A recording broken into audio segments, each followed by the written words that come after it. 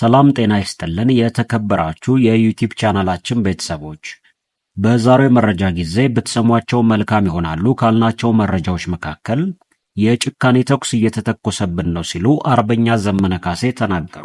እንዲሁም ትግራይን ያስቆጣው የወልቃይቱ መግለጫ የሚሉ መረጃዎች ይገኙበታል። አብራችሁን ቆዩ። በቅድሚያ በወልቃይት ለአመራሮች ወታደራዊ ስልጠና መሰጠቱ ተሰምቷል። የአማራ ክልል ሚዲያዎችና የክልሉ መንግስት ኮሚኒኬሽን ሁመራን አማራ ክልል ብለው መጥራታቸውን የትግራይ ክልል ተቃውሟል። እንዲሁም በአማራ ክልል ወልቃይት ጠገዴ ሰቲት ሁመራ ዞን ወታደራዊ ስልጠና የወሰዱ መሪዎች ስልጠናቸውን አጠናቀው ተመርቀዋል ሲል የአማራ ፖሊስ ኮሚሽን አስታውቋል። በስልጠናው የወልቃይት ጠገዴ ሰቲት ሁመራ ዞን አስተዳዳሪ አሸተ ደምለው፣ የዞኑ ምክትል አስተዳዳሪና የሰላምና ጸጥታ መምሪያ ኃላፊ ኮሎኔል ደመቀ ዘውዱን ጨምሮ የዞኑ መካከለኛና ከፍተኛ የሥራ ኃላፊዎች ወታደራዊ ስልጠናውን ወስደዋል የተባለ ሲሆን በምረቃ ስነ ስርዓቱ ላይ መልእክት ያስተላለፉት ኮሎኔል ደመቀ ዘውዱ የተደራጀና የተቀናጀ ህዝብ ችግሮችን መቋቋምና ፈተናዎችን ማለፍ ይችላል፣ ለዚህም ከላይ እስከታች ያለውን መሪ በወታደራዊ ሳይንስ አሰልጥኖ ማደራጀት አስፈላጊ ሆኖ መገኘቱንም ተናግረዋል። ለማንነታችንና ለወገናችን ዘብ የምንሆነው ህዝቡና መሪው በወታደራዊ ስነ ልቦና ቁመና የተሻለ ሲሆን ነው። ሁሉም ራሱን ለማብቃት በቁርጠኝነት ስልጠናውን መውሰዱ የሚደነቅ ነውም ብለዋል። ስልጠናው መሪዎቹ ሁለገብ እንዲሆኑ ያስቻለ መሆኑን የጠቀሱት ኮሎኔል ደመቀ ዘውዱ ማንነታችንን ለማጽናት መደራጀትና መሰልጠን የዘወትር ተግባራችን ነውም ብለዋል።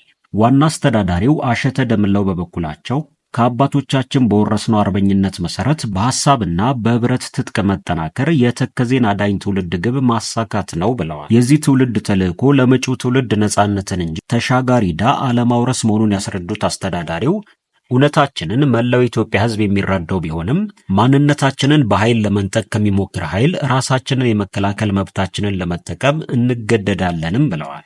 ትግላችን ራሳችንን የመሆን የራሳችንን ዕድል በራስ የመወሰንና አማራነትን ለማስከበር ትግል ነው ያሉት አቶ አሸተ ለዘላቂ ህግ አሸናፊነት የሚያበቃን ሰላማዊ የትግል መንገድን መከተል ነውም ብለዋል። ከዚህ ውጪ በኃይል ተከዜን ለመሻገር የሚሞክር ኃይል ካለ ይሄ ተከዜ ትውልድ የተከዜ ዘብነትን በተግባር ማሳየት ይጠበቅበታል ሲሉም ተናግረዋል። ይህ በእንዲህ እንዳለ የትግራይ ክልል ኮሚኒኬሽን መስሪያ ቤት ባወጣው መግለጫ የአማራ ክልል ኮሚኒኬሽን ጽሕፈት ቤትና የአማራ ብሮድካስቲንግ ኮርፖሬት ህገ መንግስቱን በመጣስ ሁመራን የአማራ ክልል አካል አድርጎ በማቅረብ የፕሪቶሪያውን ውል የሚጻረር ዜና ይዘው ወጥተዋል ብለዋል። ይህ ድርጊት ቀላል አይደለም ያለው የትግራይ ክልል ነገር ግን ሆን ብለው የትግራይን ህገ መንግስታዊ ክልል የአማራ ክልል አካል አድርገው ደጋግመው መጥቀሳቸውን ቀጥለዋልም ብለዋል። ይህ ኃላፊነት የጎደለው ድርጊት ህገ መንግስቱን የሚጻረርና የፕሪቶሪያውን ስምምነት በቀጥታ የሚጻረር በመሆኑ ተቀባይነት የለውም ሲል በአስቸኳይ መታረም እንዳለበት ያሳሰበው የትግራይ ክልል የአማራ ክልል ኮሚኒኬሽን ጽሕፈት ቤትና የአማራ ብሮድካስቲንግ ኮርፖሬት የሁለቱን ክልል ህዝቦች አብሮ የመኖር ህልውና የሚያናጋና በቀጥታ ወደ ሌላ ግጭት የሚጋብዙ ኃላፊነት የጎደላቸው የዜና ዘገባዎችን በማረም ይህንን ህገ መንግስታዊ ጥሰት በሚፈጽሙ አካላት ላይ የፌዴራል መንግስት ህጋዊ እርምጃ እንዲወስድ እንጠይቃለን ሲል ክልሉ በኮሚኒኬሽን መስሪያ ቤቱ በኩል መግለጫ አውጥቶም ተመልክተናል። በሌላ ዜና የጭካኔ ተኩስ እየተተኮሰብን ነው ሲሉ አርበኛ ዘመነ ካሴ ተናገሩ። አርበኛ ዘመነ ካሴ ለኢትዮጵያ ሀገራዊ ምክክር ኮሚሽን የሚከተለውን መልእክት ማስተላለፋቸው ተሰምተዋል። በመልእክቱም መስፍን አራያ የሚመራው በጥላቻ ፊቱ የተሸበሸበ ስብስብ ከአብይ አህመድ ጋር ተሰልፎ የአማራ ህዝብ ላይ ድምፅ በሌለው አደገኛ መሳሪያ በጭካኔ መተኮስ ከጀመረ 1 ዓመት አልፎታልም ብለዋል። አክለውም የአብይ መድፍና ድሮን የመስፍን አራያና ቡድኑ በአማራ ጥላቻ የቆሸሸ አእምሮና የጠለሸ ልብ በጋራ ተሰልፈው የአማራ ህዝብን ለመፍጀትና የህልውና ትግሉን ለማኮላሸት ሌት ተቀን እየሰሩ ይገኛሉ ያሉ ሲሆን የመስፍን ቡድን ከብርሃኑ ጁላ ቡድን እኩል ወገቡን አስሮ አማራን የማጥፋት ዘመቻ ላይ ሰበር ሰካ እያለ ነው ሲሉም አርበኛው አክለው ተናግረዋል። እንዲሁም በየቀኑ በአማራ ደም በሚታጠብ የህዝባችን መሬት ላይ ቆመው በኋላ አልተወክልንም እንዳትሉ አጀንዳ ሰበሰብን፣ አማራ ክልል ሰላም ነው የመሳሰሉትን ሲሉ ላስተዋለ ሰው የአማራ ህዝብ የጠላቱ ብዛት የጥላቸው ጥልቀት እያለ መገረሙና መቆጣቱ አይቀርም ነው ያሉት። በዚሁ ባስተላለፉት መልእክት እነዚህ ደመ ቀዝቃዛ ነገ በታሪክና በአዲስ አበባ ችሎት ፊት ቆመው ከነ ብርሃኑ ጁላ እኩል የሚጠሉትን ፍትህ ይጋታሉም ብለዋል። አክለውም በእነዚህ የጥፋት ኮሚሽነሮች የሽበት ዘመን ስህተት ለአንድ ሰከንድ እንኳን የሚንገራገጭ የአማራነት ትግል ባይኖርም የክፋት ስራቸውንና የዘር ማጥፋት ዘመቻ ግንባር ቀደምት ዘማችነታቸውን ግን ትውልዱ እየተከታተለ መመዝገብ እንዳለበት እንጠይቃለንም ብለዋል። በዚሁ ባስተላለፉት መልእክት ማገባደጃ ላይም መስፍን ሆይ ኮሎኔል መስፍን ማለት ልክ ይሆናል። ዓይንህ እያየ ዓይናችሁ እያየ የአማራ ሕዝብ ያሸንፋል። የእናንተም አንገት በሀፍረትና በመሸማቀቅ ጉልበታችሁ ድረስ ይደፋል።